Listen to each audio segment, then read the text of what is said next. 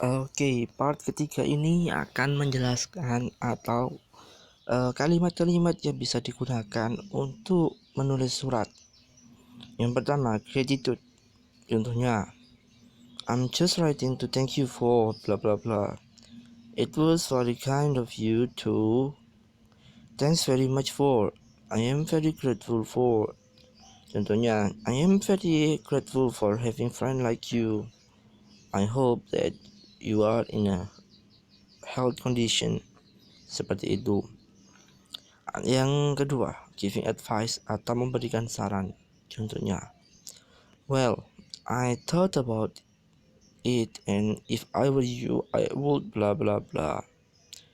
Have you thought about blah blah blah? Kemudian, in your last letter you said you were not sure what course of action to take. I suggest.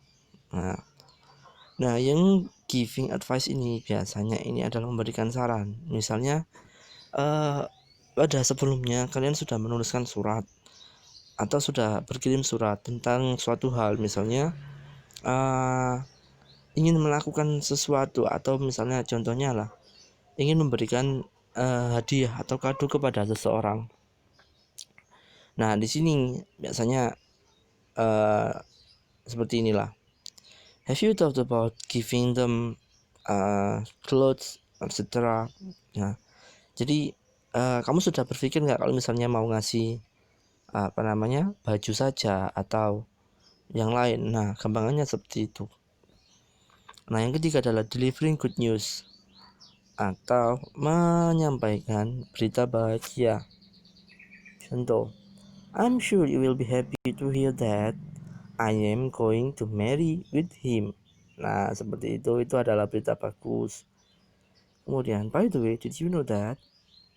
Kemudian, OMG, you never guess what happens. Nah, OMG ini yang saya maksud tadi termasuk bahasa slang, bahasa gaul. Nah, oh my god, nah ini kan nggak diperbolehkan untuk ditulis di surat formal, tapi boleh ditulis di informal letter. Dalam hal ini adalah personal letter. Nah, kebalikannya, selain delivering good news, kalian bisa juga delivering bad news. I'm sorry, but I have to tell you that blah blah blah. Kemudian bad news, I'm afraid but no way to avoid it. So here it goes blah blah blah. Kemudian asking for help, I wonder if you could help me. Kemudian yang selanjutnya adalah apologizing atau meminta maaf.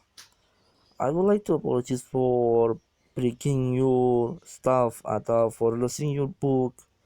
Kemudian I'm sorry that bla bla bla. Kemudian yang paling panjang ya seperti inilah.